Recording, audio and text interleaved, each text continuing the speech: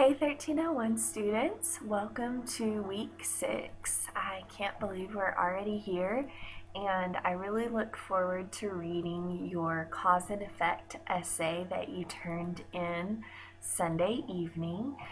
So before we get started on this week's notes, I believe they will go pretty quickly this week, and so I wanted to take a minute to show you a couple of things in MindTap that I've had some questions on. Mainly, the thing that some people are still having trouble with is finding the reading for better writing activities. So in MindTap, when you go to your learning path here, mine's all grayed out because the assignment hasn't started yet. But in the chapter 12, where it actually just takes you to the reading, that's where you see these 4 activities that are counting towards your grade. If you drop down the arrow, it'll even show you which one is which.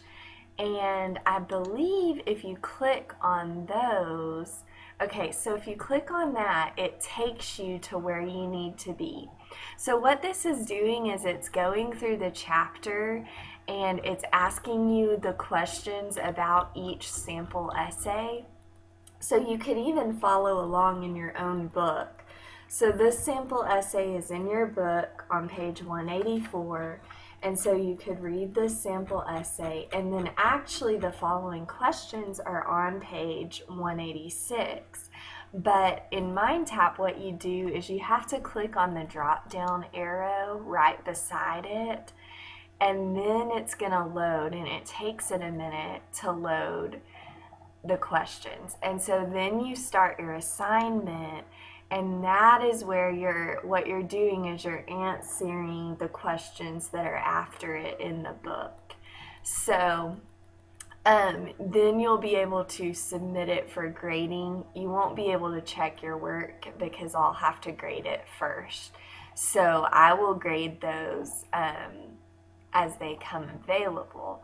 So that's what those reading for better writing ones are. And so, like I said, the best way to find them is just to click on the chapter reading for that chapter and then down click this arrow, and that'll take you to each one.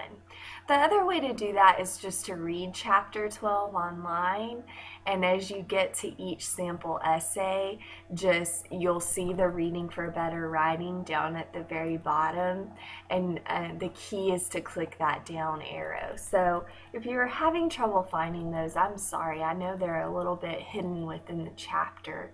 So hopefully that helps those of you that might have had questions on how to find that. Hopefully everything else in MindTap is going well. I think you all have finally gotten the hang of everything. Just a note to remind you that you do have an outline and rough thesis due this week on Wednesday, and you do that in MindTap. You attach that in MindTap. The rest of our assignments are going to be outside of MindTap. We're going to do the rough draft and the peer review again next week, and those are going to be through Blackboard and not in your MindTap learning path. And I made that a little bit confusing last week because I had the assignment on both, on your MindTap and on your Blackboard. You were actually supposed to go through your Blackboard, but like I said, I messed that one up. So I'll just see how that worked out with everyone.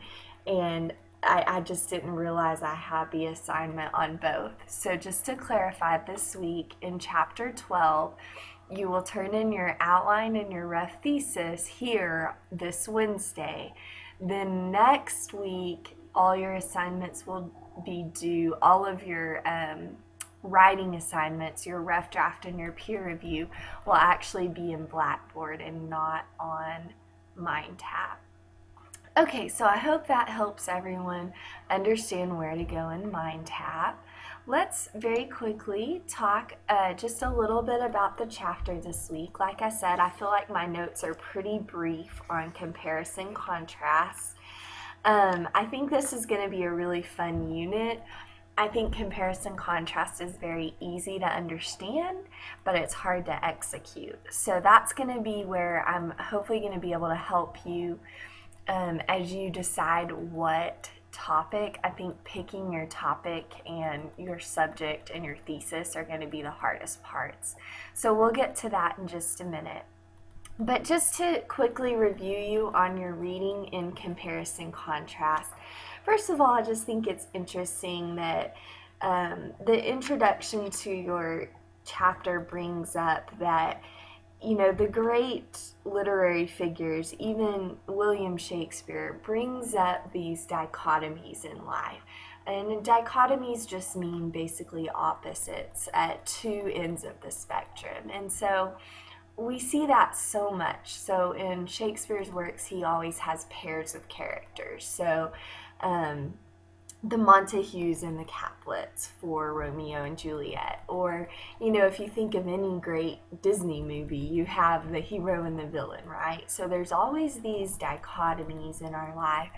And so what comparison contrast does is it brings out those dichotomies, and but more than just pointing them out, it makes us think critically about them, which we all know is the point of this class.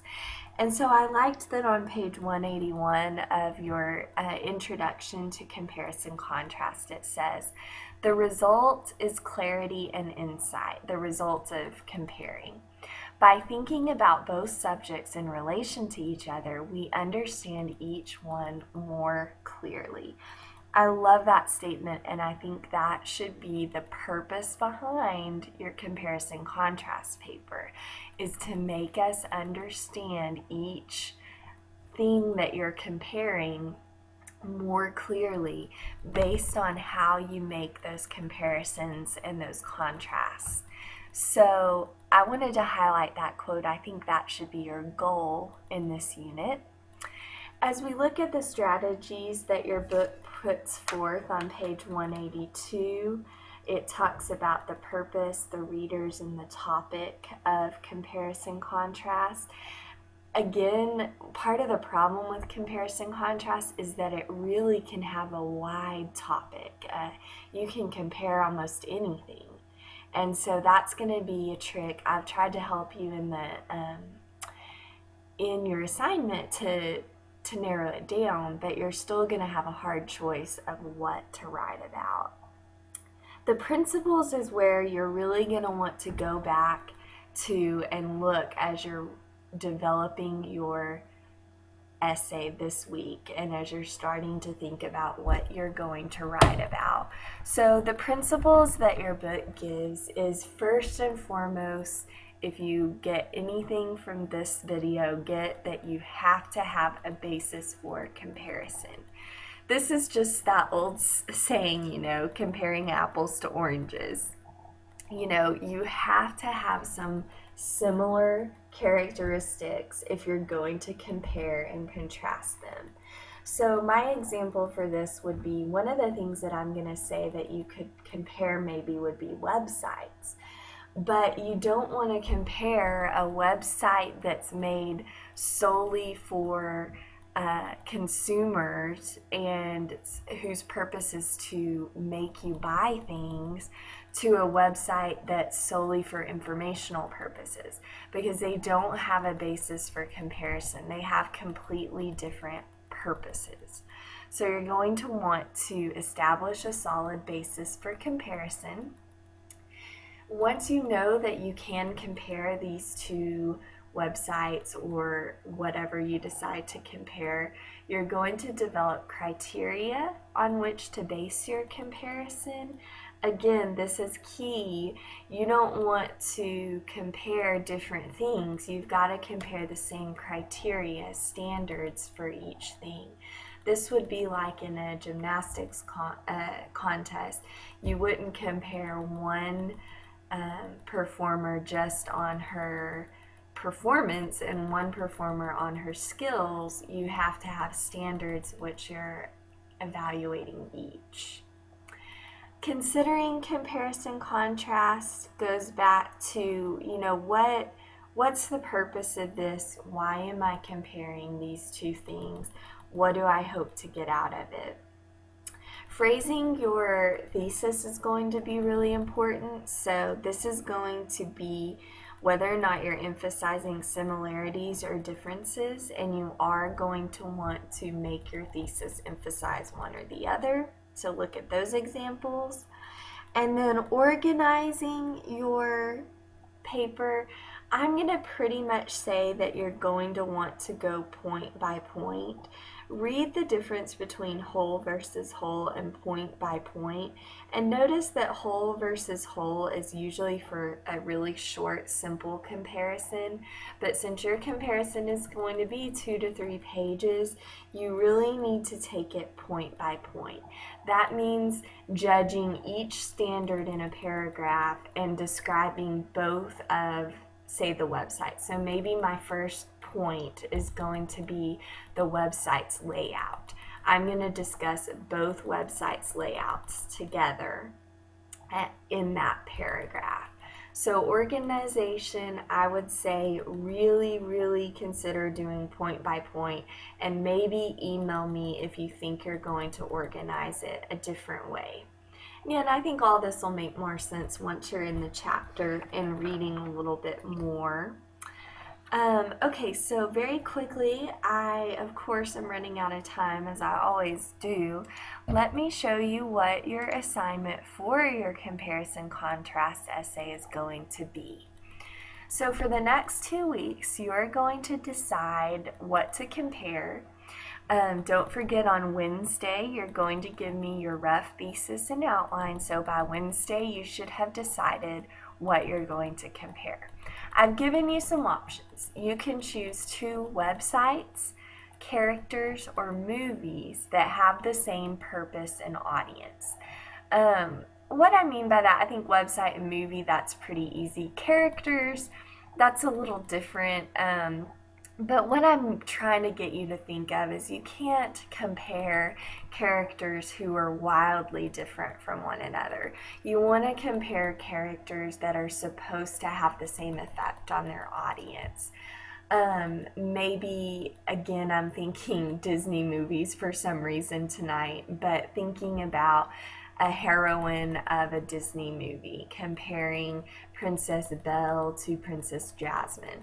That would be something, worthwhile, because they are supposed to bring the same purpose to their audience. They're similar characters. I don't want you to compare a female heroine to a male villain. That's just not, again, you're comparing apples to oranges there. So choose 2 websites, characters, or movies that have the same purpose and audience. Compare and contrast the 2 based on 3 to 4 standards used to evaluate such sites, characters, or movies. So again, the main points of your essay are going to be those standards, and you're going to, within that paragraph, tell me how each one meets up with that standard. In other words, I said your thesis should emphasize either similarities or differences. In other words, there needs to be some kind of argumentative point made. We don't want to be just comparing for the sake of comparison. Are you showing me that these 2 characters are very similar even though they live in different time periods? Are you showing me how different characters are that were perhaps the same? Same thing for the websites and the movies. Your body paragraph should give ample evidence from both, and your topic sentences should clearly state the main point of your body paragraphs. So by your topic sentence, I should know what you're comparing. Okay, so I'm running out of time right now, but what I'll do is I'll leave you with this example. If you have questions between now and when you turn in your outline on Wednesday, let me know. But I would say just go forth with what you have an idea of, and I will be sure to get you feedback from that Thursday or Friday, so that if you're going in a completely wrong direction, I can help you out. Feel free to email me with your ideas if you'd like to, because I know I kind of had to rush through this. But good luck coming up with a topic. I can't wait to see your outlines on Wednesday.